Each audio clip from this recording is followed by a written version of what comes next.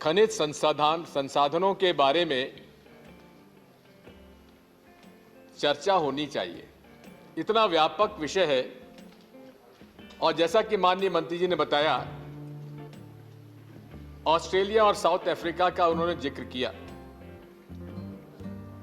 ये देश भी हमारा नैसर्गिक साधनों में हम संपन्न हैं, लेकिन यह भी एक बड़ी विडंबना है माननीय सभापति महोदय कि जिन क्षेत्रों में खनिज पाए जाते हैं वहीं सबसे ज्यादा गरीब लोग रहते हैं।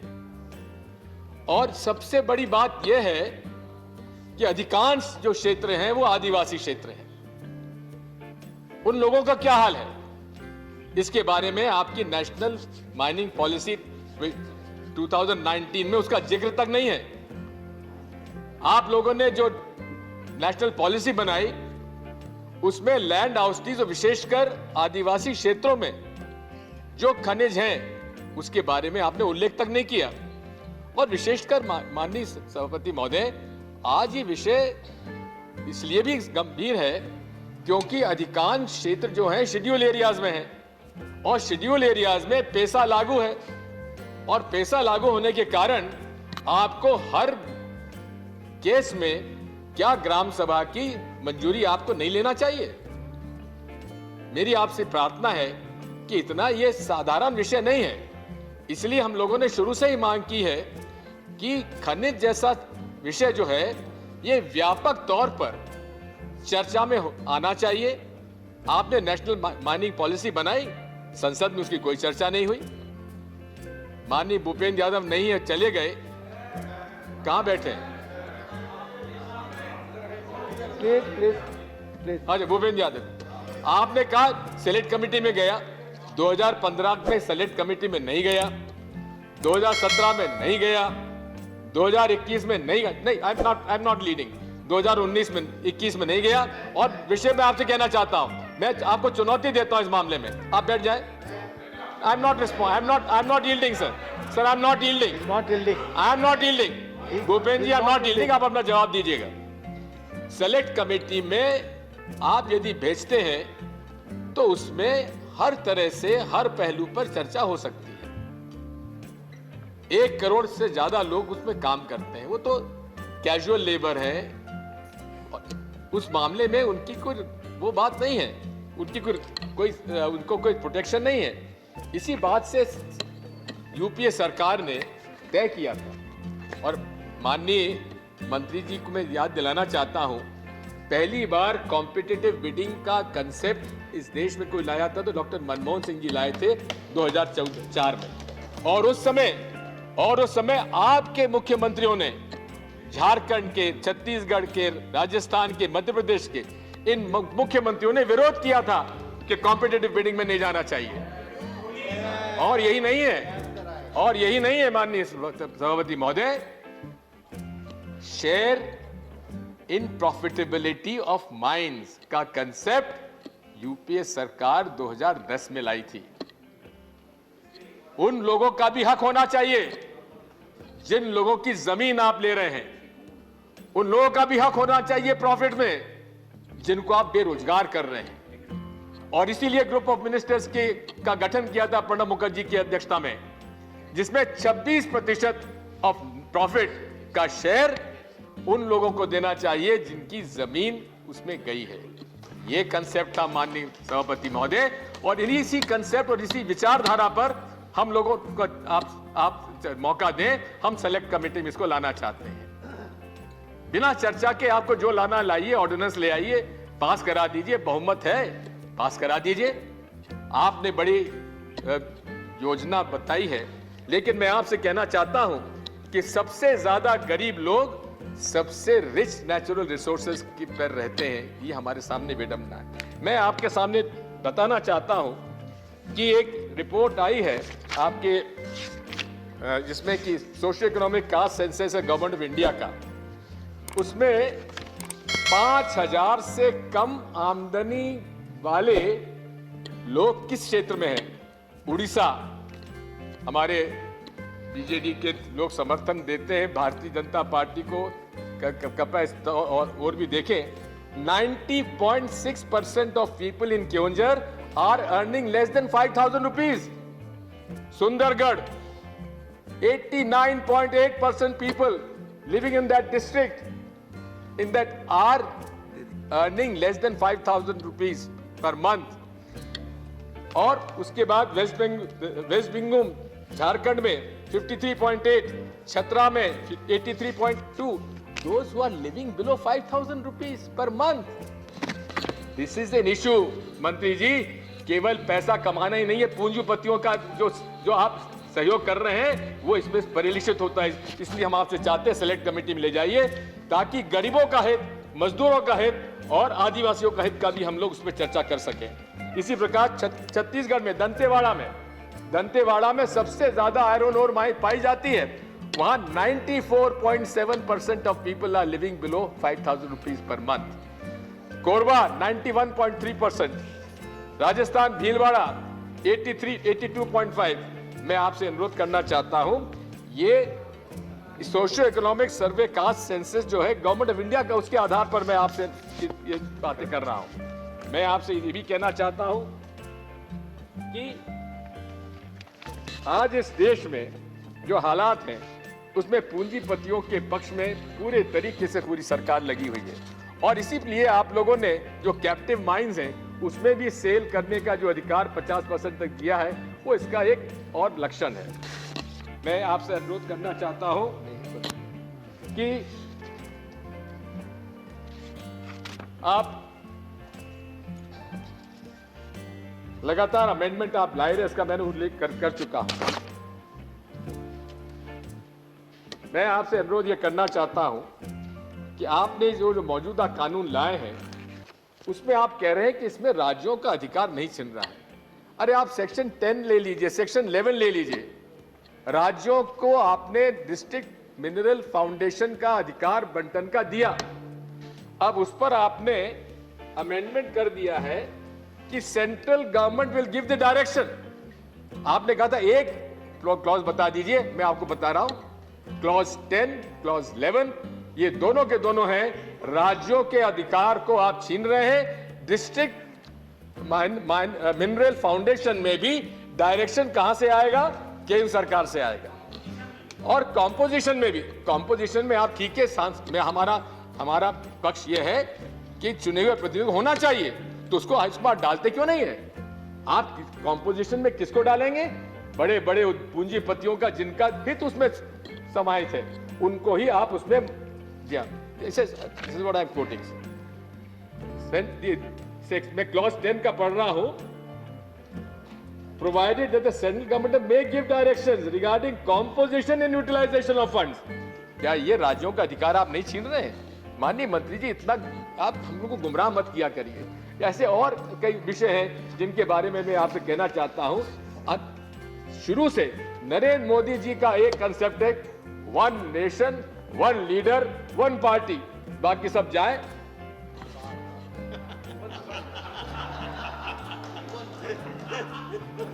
मैं आपसे अनुरोध करना चाहता हूं सभापति महोदय कि आज ने जो कहा है इसमें पूरे तरीके से अगर आप देखेंगे कि आपके डिस्ट्रिक्ट मिनरल फाउंडेशन में उपयोग किसके लिए हुआ है? बेनिफिशियरीज के लिए नहीं हुआ है, इंफ्रास्ट्रक्चर के लिए हुआ है. जहां कमीशन बाजी हो जाती है कलेक्टर साहब के लिए और वहां के अधिकारियों के लिए. यह पूरा का पूरा डिस्ट्रिक्ट मिनरल फाउंडेशन जो है पूरे तरीके से अधिकारियों के कब्जे में है, जिसकी वजह से जहां कमीशन के बाद आधार पर बंटन होता है. आप वहां के जो लैंड हाउसेस हैं, सभापति जी आप झारखंड से आते हैं, आपने उनकी पीड़ा देखी है, उनकी गरीबी आपने देखी है. क्या उनका अधिकार नहीं बनता है? मैं पूछना चाहता हूं मंत्री जी से, डिस्ट्रिक्ट मिनरल फाउंडेशन का जो पैसा खर्च हुआ है, हजारों करोड़ रुपए उसके अंदर है, उस पर आंख आपकी लगी हुई है, उस पर आपकी नियत लगी हुई है सेंट्रल गवर्नमेंट की. इस वजह से आपने ये अमेंडमेंट ये लाए. श्रीमान, मैं आपसे अनुरोध करना चाहता हूं, आप अपने उत्तर में बता दें कि डिस्ट्रिक्ट मिनरल फाउंडेशन के अंतर्गत कितने निजी हितग्राहियों का आपने फायदा पहुंचाया है. मुश्किल से 5% भी नहीं होंगे, जबकि इसका महत्व जिसको पूरा प्राथमिकता आपको उनको देना चाहिए था जो पूरे तरीके से वहां से गरीब लोग हैं। मैं जानता हूं, कई मेरे परिवार को मैं जानता हूं, कोरबा में, छत्तीसगढ़ में, मध्य प्रदेश में एक एक परिवार को 3-3 बार उठा के अलग किया गया है, जो गरीबी की हालत में जी रहे हैं बेचारे। उन पर भी तो कभी ध्यान देना चाहिए, और यूपीए सरकार ने इस पर ध्यान देना शुरुआत कर दिया था। मैं आपसे यह भी कहना चाहता हूं माननीय कि आपने कहा है कि एनमेट का इसका उपयोग भी अब कहां से होगा? डिस्ट्रिक्ट मिनरल फाउंडेशन से भी आप पैसा आप एनमेट के लिए लेंगे। क्यों लेंगे साहब? पहले सारा एक्सप्लोरेशन जो था प्राइवेट पार्टीज करती थी, अब वहां पर भी आप किसका पैसा छीन रहे हैं? आप हितग्राहियों का पैसा छीन रहे हैं, गरीब का पैसा छीन रहे हैं, जिसको हक बनता है उस डिस्ट्रिक्ट मिनरल फाउंडेशन के ऊपर। क्लॉज 13 के बारे में आपने बहुत विस्तार से अपनी बात कही है।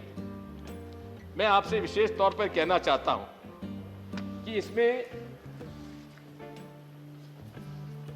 आपने उनको सनसेट क्लॉज आप ले आए हैं। आपने खुद ने कहा 572 ऐसे प्रकरण आएंगे। इसमें मैं आपसे दावे के साथ इस बात को कह सकता हूं कि सारे के सारे प्रकरण जाएंगे ये अदालत में। पहले भी आपने जो कानून लाए थे उसके कम से कम 200 से ज्यादा प्रकरण अदालत में आज लंबित हैं और वहां माइनिंग नहीं हो पा रही है। कोल ब्लॉक्स के मामले में भी केंद्र सरकार का जो रवैया था, उसके अंदर जो जहां माइनिंग हो रही थी वहां तक आपने उनकी लीज आपने कैंसिल सुप्रीम कोर्ट के आदेश से कर दी। आज जितने भी एनपीएस आज नजर आ रहे हैं, जिनको की लाइसेंस मिल गया था, माइनिंग लाइसेंस मिल गया था, उसका आपने सुप्रीम कोर्ट के आदेश से उनका आपने माइनिंग लाइसेंस कैंसिल करवाकर सारे के सारे लोग जो लोग थे उनको आपने एनपीए बनवा दिया। मेरा आपसे अनुरोध है माननीय सभापति महोदय, ये केवल 572 लोग की लाइसेंस की बात नहीं है। एक एक लाइसेंसी के पास लगभग 100 से 200 लोग उस पर काम करते हैं। इसमें हजारों लोग उसके अंदर बेरोजगार हो जाएंगे अगर आपने उस सभी को आपने लीज, इस कानून के पास होते ही अगर आपने वो लीज उनकी कैंसिल कर दी, तो वो सारे के सारे लोग बेरोजगार ही नहीं होंगे। ये सारे मामले अदालत में जाएंगे, और अदालत में जाएंगे तो आपका जो ऑप्शन कहाँ धरा का धरा रह जाएगा। मैं आपसे अनुरोध करना चाहता हूं कि आपने पिछली बार जो आपने कहा कि उन्होंने अभी तक 2 साल में कराया क्यों नहीं? अरे श्रीमान, आप इतना ही पता लगा लें कि किसने नहीं होने दिया। राज्य सरकार ने क्या उनकी मदद की? क्या केंद्र सरकार ने उनको मदद की? आपने बड़े खुले उनसे कह दिया कि हमने सारे अधिकार राज्यों को दे दिए। अरे कौन सा राज्यों को अधिकार दे दिया आपने? क्या एनवायरमेंटल क्लियरेंस का अधिकार आपने राज्यों को दे दिया है? क्या आपने आरपी के और प्रोस्पेक्टिंग लाइसेंस के अधिकार, आप माइनिंग लीज के अधिकार आपने राज्यों को दे दिए हैं? केवल गुमराह कर आप सदन को गुमराह नहीं कर रहे हैं, केवल देश को गुमराह कर रहे हैं। और इससे आपने अपने आप, जब आप ये बिल लाए थे 2015 में, आपने कहा था इतने लाखों करोड़ का हम लोगों ने हमारा रेवेन्यू आएगा। श्रीमान, हमें आप ये बता दीजिए, मैं आपके माध्यम से मंत्री जी से पूछना चाहता हूं, जितने आपने ऑक्शन किए हैं खदाने, कितना रेवेन्यू आया है 6 साल के अंदर? आप जरा बता दीजिए। आपने एनमेट की आप बात कर रहे हैं, जरा बता दीजिए कि एनमेट में कितना पैसा आपने राज्यों को से आपको पास आया है और कितना पैसे का उपयोग आपने एक्सप्लोरेशन के लिए किया है। 6 साल के अंदर कितना एक्सप्लोरेशन आपने किया है? आप कहते हैं कि 10% आपका जो है हम लोग उसको एक्सप्लोर नहीं कर पाए। ठीक है, पिछली सरकार ने नहीं किया, आप आरोप हम पर लगा सकते हैं, लेकिन इसके अंदर मैं आपसे पूछना चाहता हूं कि 6 साल के अंदर एनमेट के अंदर फाउंडेशन आपने बनाया है, आपने अपने ट्रस्ट बनाया है, उसके अंदर अभी तक कितना पैसा आया और कितना आपने एक्सप्लोरेशन किया है, जरा उसकी जानकारी हमको लाकर दे दें। मैं इसके साथ बात आपसे ये भी कहना चाहता हूं कि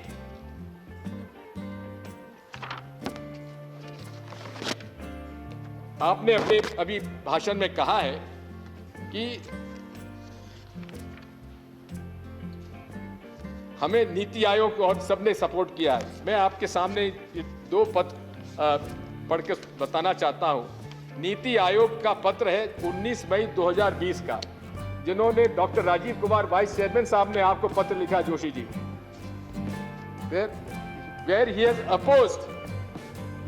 has opposed the amendment of which is you are proposing in clause 10A to B of the MMDR Act, and I quote with your permission, Chairman sir, Therefore, any move to delete the provisions of 10A 2B without deciding pending cases, without deciding the 572 pending cases, will defeat the very purpose for which these provisions were brought in the amendment in the MMDR.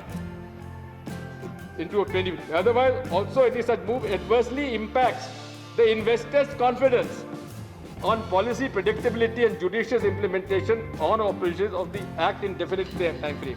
This is the view of the NITI Aayog vice chairman माननीय मंत्री महोदय. यही नहीं है, मैं आपको ये भी कहना चाहता हूं, government of finance department of economic affairs का मेमोरेंडम 28 दिसंबर 2020 उसने लिखा है कि there are potential risk of inviting dispute claims under the bilateral investment promotion protection agreement बीपास. On one hand, the amendment will unlock the sector. It might also derail the process by inviting litigation. ये मैं आपसे अनुरोध करना चाहता हूं. और finally, we are likely to lose such cases and incur compensation in litigation cost. आपको श्रीमान मोदी पुराण पढ़ने के बजाय थोड़ा बहुत आप अपने विभाग का भी अध्ययन कर लीजिए. आपको आपका विभाग, आपके मंत्रालय डिपार्टमेंट ऑफ इकोनॉमिक अफेयर्स क्या कह रहा है, नीति आयोग क्या कह रहा है, जरा उसका भी आप अवलोकन कर लिया करिए. मैं आपसे विशेष तौर पर अनुरोध करना चाहता हूं माननीय सभापति महोदय कि आज इस पूरे विषय में आपने कहा है कि 4 लाख हेक्टेयर जमीन अनलॉक हो जाएगी और 25 लाख या 23 लाख कितना लाख करोड़ रेवेन्यू आपका आ जाएगा. ये सब्ज बाग दिखाते दिखाते 6 साल बीत गए श्रीमान. ये सब्ज बाग अब आगे मत दिखाइए. You can fool some people some time, some people all the time, but not all the people all the time. माननीय सभापति महोदय, अगर आप देखेंगे कि पूरा फेडरल राइट्स को हमारा ये इंक्रोच आपके ये लोग कर रहे हैं. मैं आपसे अनुरोध करना चाहता हूं, आपने कहा है कि हमने प्री लेजिस्लेटिव कंसल्टेशन किया है. प्री लेजिस्लेटिव कंसल्टेशन का टाइम स्पैन कम से कम 30 दिन होना चाहिए, जबकि आपका प्री लेजिस्लेटिव कंसल्टेशन इस एक्ट में 9 फरवरी को आपने उसको नोटिफिकेशन किया और 24 फरवरी को बंद कर दिया. लगभग 12,000 लोगों ने उसके अंदर एप्लीकेशन दी, उसका आपने निराकरण नहीं किया. जो आपको मीठी मीठी बात का सुझाव देता रहा वो आपने इनकॉर्पोरेट किया, लेकिन जो वास्तविक रियलिटीज थी उनके बारे में उसका आपने कोई उल्लेख नहीं किया. उसका प्रोविजन नहीं डाला. You have 2 minutes. I'll just conclude, madam. The point I'm trying to make is there's a contradiction in the thinking of the government. I would like to conclude with now a very interesting observation which we have a comment which has been made by prime minister Narendra Modi ji. Narendra पुराण से मैं आपको पढ़ के बता रहा हूं. माननीय मंत्री जी, मैं मोदी पुराण का मैं उल्लेख आपसे कर रहा हूं. उन्होंने कहा है कि स्पेक्ट्रम का ऑक्शन करने के बारे में सरकार को पुनर्विचार करने की आवश्यकता है. मंत्री जी, जरा बात प्रधानमंत्री जी से भी पूछ लीजिए कि स्पेक्ट्रम नेचुरल रिसोर्स है कि नहीं है, और यदि नेचुरल रिसोर्स है तो उसका भी मोदी जी ने क्या ऑक्शन करने पर पुनर्विचार करने का निर्णय लिया है. इतना ही मैं आपसे अनुरोध करना चाहता हूं. माननीय सभापति महोदय जी, मैं फिर आपसे अनुरोध करता हूं, आपसे हाथ जोड़कर विनती करता हूं, मंत्री महोदय जिद मत करिए. भूपेंद्र यादव जी, आप सर्वे सर्वा हैं आजकल इस भारतीय जनता पार्टी के अंदर. मैं आपसे अनुरोध करना चाहता हूं कि अगर किसानों के बिलों को आपने, किसान परिवार से आप आते हैं भूपेंद्र यादव जी, अगर आपने किसानों के परिवार को, किसानों के बिलों को सेलेक्ट कमेटी में भेजा होता तो आज लाखों किसान जो वहां पे बैठे हुए हैं उनको आवश्यकता नहीं थी. लेकिन आप ऑर्डिनेंस, एक हुक्म, नरेंद्र मोदी, इससे सरकार नहीं चल सकती है, लेकिन देश नहीं चल सकता. यही मैं आपसे अनुरोध करना चाहता हूं. धन्यवाद.